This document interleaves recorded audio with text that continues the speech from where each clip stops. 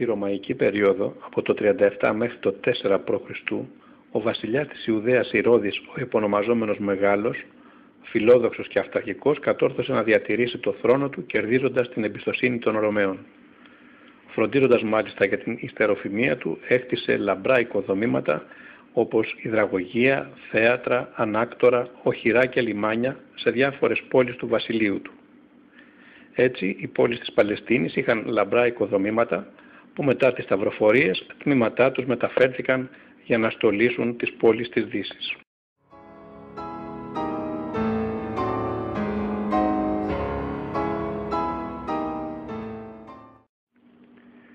Το 1122 ο Βενετικός στόλος με 100 πολεμικά και εμπορικά πλοία, με 15.000 άνδρες και επικεφαλής το δόγι Ντομένικο Μίκελ, ξεκίνησε για μια ενισχυτική σταυροφορία που θα υπεράσπιζε τους Αγίους Τόπους και το βασιλιά Μπάλντουιν. Μετά από μια θεαματική επιτυχία στην Άκρ το 1123, όπου ο Βενετικός στόλος διέλυσε τον Αιγυπτιακό και τα εμπορικά ωφέλη που απεκόμισαν από τη Μέση Ανατολή το 1124, οι Βενετοί την άνοιξη του 1125 άρχισαν το ταξίδι της επιστροφής στην πατρίδα. Όμως στο μυαλό του Δόγη υπήρχε πάντα η δίψα για εκδίκηση από τους Βυζαντινούς μετά την αμφισβήτηση από αυτούς των εμπορικών προνομίων της Βενετίας. Έτσι, στο πλαίσιο της εκδίκησης για τους Βυζαντινούς, ο Βενετικός στόλος λαιλάτισε τη Ρόδο, επιτέθηκε στη Χίο, τη Σάμο, τη Λέσβο και την Άνδρο και προσορμίστηκε στη Μεθόνη. Τότε ο Δόγης διέλυσε σχεδόν στη θέμελα το κάστρο της Μεθόνης. Στα μπάρια των πλοίων του υπήρχαν και τα λάφυρα από την Παλαιστίνη. Προφανώς, στο στενό της Μεθόνης, ένα πλοίο φορτωμένο με κύονες ερυθροπού γρανίτη από το περιστήλιο της Κεσάριας του Ηρώδη βυθίστηκε και φυσικά το φορτίο του έμεινε στο βυθό του στενού για πάντα. Από όλους τους κύονες έφτασαν στη Βενετία φορτωμένοι σε άλλα πλοία μόνο 3. Οι 2 από αυτούς βρίσκονται σήμερα στημένοι στην πιατσέτα του Μόλου, ενώ ο τρίτος βυθίστηκε εκεί με το πλοίο που τον μετέφερε κατά την προσπάθεια εκφόρτωσής του.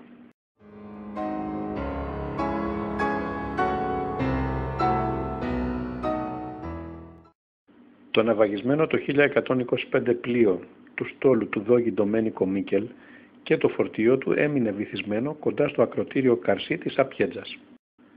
Όμως, μετά από περίπου 3,5 αιώνες, ένας κύωνας ερυθροπού γρανίτη ανελκύστηκε και στήθηκε στο υπερυψωμένο πλάτωμα της πλατείας των όπλων του κάστρου της Μεθόνης. Η λύση για τη σίγουρη χρονολόγηση της αρχικής ανέγερσης του μνημείου βρίσκεται βέβαια στη φθαρμένη περιμετρική επιγραφή του άβακα του κύωνα. Η ανάγνωσή του επιτρέπει το συμπέρασμα ότι η ανάθεσή του έγινε το 1493 από τον Πιέτρο ντα Κανάλ, Καστελάνο και προβεντιτόρε της Μεθόνης από το Μάιο του 1492 μέχρι το Σεπτέμβριο του 1494.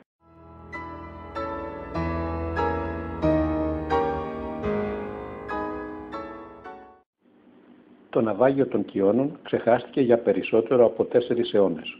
Μια αναφορά για τα Μάρμαρα έχουμε το 1925 από το Διονύσιο Πόταρη.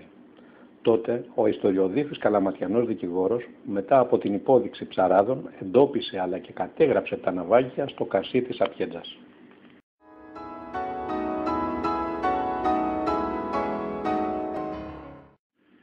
Νεότερη και πληρέστερη καταγραφή έγινε το 1963 από τον Πίτερ Θροκμόρτον. Αυτή η φωτογράφηση και το τοπογραφικό διάγραμμα του Αμερικανού αυτοδίτη συνέβαλαν ιδιαίτερα στην προβολή των υποβρύχιων αρχαιολογικών ευρημάτων του στενού της Μεθόνης.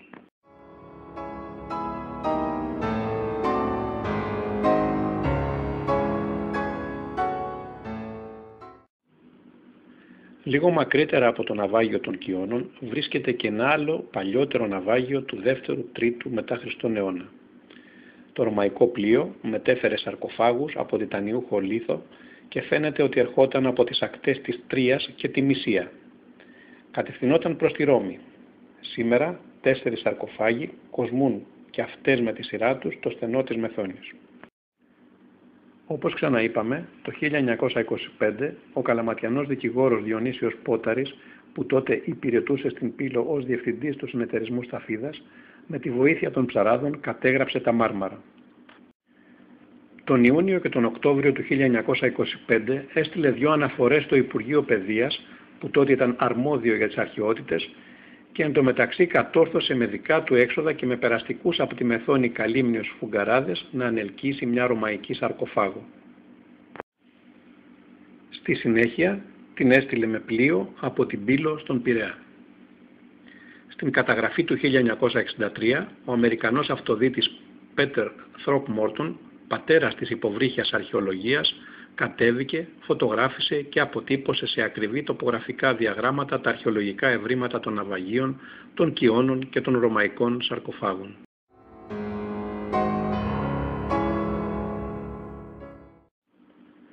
Μετά την ίδρυση της Εφορίας Εναλίων Αρχαιοτήτων τον Αύγουστο του 1976, η έρευνα, η μελέτη, η φύλαξη και η ανάδειξη των ευρημάτων των ναυαγίων του στενού της Μεθόνης έχει περάσει στις αρμοδιότητές της.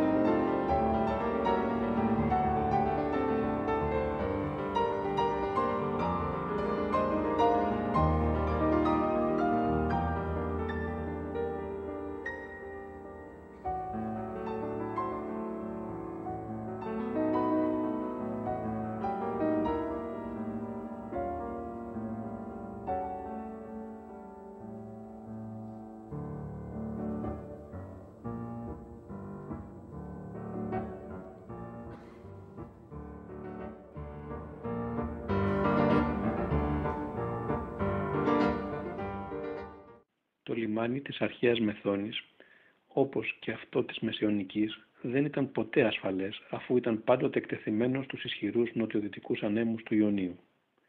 Οι Βενετοί, έχοντας εντοπίσει το πρόβλημα, προσπάθησαν να το λύσουν με τη δημιουργία του τεχνητού λιμανιού της Μοντών, κατασκευάζοντας τον ημικυκλικό μόλο. Αρχικά, η κατασκευή στηρίχτηκε σε τεχνικές που είχαν εφαρμοστεί νωρίτερα στη Βενετική λιμνοθάλασσα. Έτσι, ξύλινα κασόνια, γεμάτα με πέτρες και χαλίκια, ποντίστηκαν και δέθηκαν με σιδερένιες αλυσίδες ανάμεσα σε σειρές από ξύλινους πασάλους. Όμως αυτή η κατασκευή είχε 2 ατέλειες. Η πρώτη ήταν ότι δεν είχε χρησιμοποιηθεί συνδετικό κονίαμα, που για την εποχή ήταν υποζολάνα, ανάμεσα στα κασόνια, και η δεύτερη ότι τα κασόνια δεν είχαν τοποθετηθεί σε στερεό θεμέλιο από χαλίκια και πέτρες, αλλά κατευθείαν πάνω στον λασπώδη βυθό του όρμου της Μεθόνης. Έτσι, η καταστροφή του μόλου από την πίεση των θαλασσίων ρευμάτων και των κυμάτων ήταν σχεδόν αναπόφευκτη. Η ίδια ζημιά έγινε και στη Βενετία. Η Σύγκλιτος, για να αντιμετωπίσει τις ζημιές στο μόλο της Μοντών, διέταξε να σταλούν καινούργιοι πάσαλοι το Δεκέμβριο του 1384. Όμως, ούτε και αυτή η επισκευή ισχυροποίησε το μόλο, και έτσι βλέπουμε το 1399 τον καστελάνο της Μοντών Αντώνιο Μίκελ να ζητάει από τη Βενετία την αποστολή μερικών υλικών για την ανακατασκευή και ισχυροποίηση του μόλου με τους ξύλινους πασάλους τιμοντών. Και αφού ο Γαρμπής αλλά και ο Σορόκος συνέχιζαν να καταστρέφουν τα βενετσιάνικα έργα, η Σύγκλιτος πήρε την απόφαση να προστατέψει το μόλο με μεγάλους ογκόλιθους που βύθισε στην εξωτερική πλευρά του. Αυτοί οι ογκόλιθοι προστάτευαν το μόλο με τους πασάλους από την ένταση των κυμάτων καθώς και από τη μετακίνηση άμμου στη βάση του. Όμως και αυτό το μέτρο με τη βύθιση των ογκολίθων σε πιθανά ευαίνοντα σημεία, όσες φορές και να επαναλήφθηκε, δεν έδωσε τα αναμενόμενα αποτελέσματα. Παρ' όλα αυτά όμως, μετά και την επισκευή του 1480, ο μόλος ήταν μια εντυπωσιακή κατασκευή τιμοντών. Περνώντας λίγο μετά, ο Φέλιξ Φάμπερ σημειώνει: μια κατασκευή φτιαγμένη με τεράστιες πέτρες βαθιά ποντισμένες και πάνω σε αυτές ένας κυκλικός δρόμος. Ο ημικυκλικός δρόμος του μόλου, πάνω από τα βυθισμένα κασόνια, ήταν λιθοστρωμένος και εντυπωσιακός. Μια απεικόνισή του, από τον Ολλανδό Erhard Rewitz, υπάρχει στο βιβλίο του Bernhard von Redenbach. Όσο όμως και να προσπαθούσαν, οι διάφοροι κατακτητές της Μεθόνης, ο μόλος δεν στέριωνε. Ο νέος μόλος έγινε το 1880 από κάποια Ιταλική εταιρεία και ήταν εξαιρετικά επιβλαβής για την πλευστότητα του όρμου αλλά και την εμφάνιση του κάστρου. Η θάλασσα έγινε ξέβαθη και ακατάλληλη για ελιμενισμό πλοίων. Αυτός ο καινούριος πέτρινος μόλος με τα καρφωμένα στην πλάτη του κανόνια, οι ασπράδες, λειτουργήσε σαν κυματοθράυστης. Η θάλασσα που έφτανε μέχρι τις ρίζες του κάστρου και τον τάφρο της βόρειας πλευράς, χωρίς πάντως να καταφέρνει να ενώσει το Ιόνιο με το λιμάνι, δεν μπορούσε πια να πλησιάσει το οχυρό. Οι προσχώσεις και οι ανθρώπινες παρεμβάσεις ήταν πολλές και τώρα η ανατολική πλευρά του κάστρου έχει την ιδιόμορφη σκληρή αμμουδιά της για τους παραθεριστές και τους ψαράδες της.